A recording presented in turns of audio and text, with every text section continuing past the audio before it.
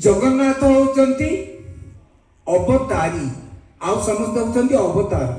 अर्थात समस्त जो भागवत वर्णना है 24 अवतार कथा एमाने सब जगन्नाथ देह बाहरी जाती अवतार लीला समापन पर से पुणी जगन्नाथ पाखे आसिक लीन हुए तेणु से सर्वशक्तिमान जगन्नाथ आ तार आम आलोचना करवा केमिति से अलगा केमिति से सर्वशक्तिमान से केमिति हाथ गोड़ तांको नथिले सूत्रा जगते करंती समस्त धंगा आमे देखो गोड़ नहीं जगन्नाथ हाथ नहीं किंतु जो कथा निर्गुण निराकार ब्रह्म को तुलसीदास लिखिथिले बिनु पद चलई सुनई बिनु काना श्री राम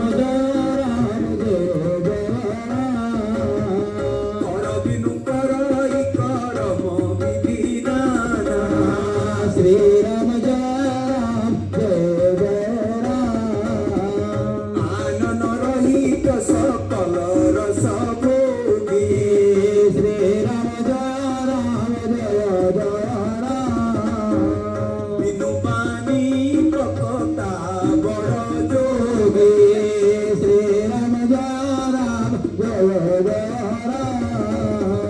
जगन्नाथ कौन करबी हम तो गले हाथ देखुने आंगुली फांगुली एमती किछि नाही गोड़ तांकर नाही किंतु बिनु पद चलई गोड़ न थाई से चलती केमती चलती आपण माने उल्टा बेल को बावड़ा बेल को देखिथिबे रथ को आसीबे जिबे से भक्तर गोड़ रे चलती पगंडी रे चलती से बिनु पद चलई सुनई बिनु काना जगन्नाथंकर जो देखुचंती दिव्य प्रतिमा को आपण माने ताकर कान नहीं किंतु से सब सुनती आपण कहीं केमिति सुनती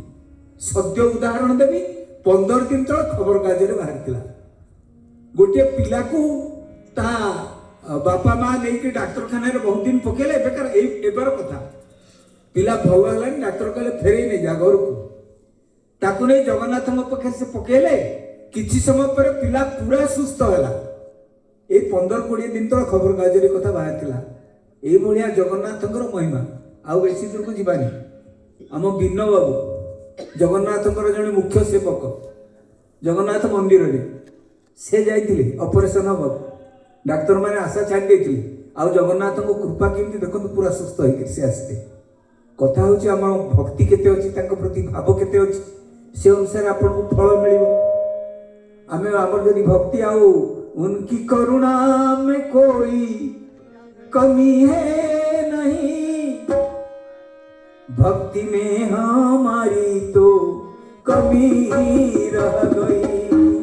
भगवान को कृपा किसी कम नहीं किंतु आम भक्ति टिके कम हो जाउची आम भाव टिके कम हो जाउची तेणु तांकर कृपा अच्छी सेति आमको चेष्टित हवा को पड़िबो आउ सेति कौन करा जिवो केमिति सब कृपा लाभ करथिबे जगन्नाथ कथार बड़ सुंदर भाव में वर्णना कराई को भक्त माने तांकर कृपा लाभ करथिले एबे कथा हला कोन आपण माने समस्त जानिथिबे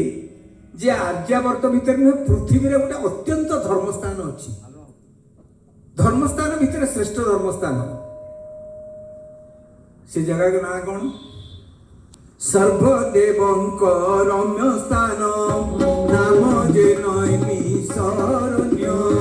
गोविंद गोविंद गोविंद भागवतर कथा प्रचारित प्रसारित होइतिला सेठी अन्यान्य पुराणर कथा प्रचारित प्रसारित होइतिला सेही नैमिषारण्य रे सनकादि ऋषि माने सूत को प्रश्न पचारि बहुत कथा पाइथिले सेही नैमिषारण्य रे घटना घटिला कोन जैमिनी बोली जने ऋषि थे आपण जानिथिबे सुनिथिबे तांको ना ए जैमिनी ऋषि व्यासदेवंकर जने शिष्य थिले।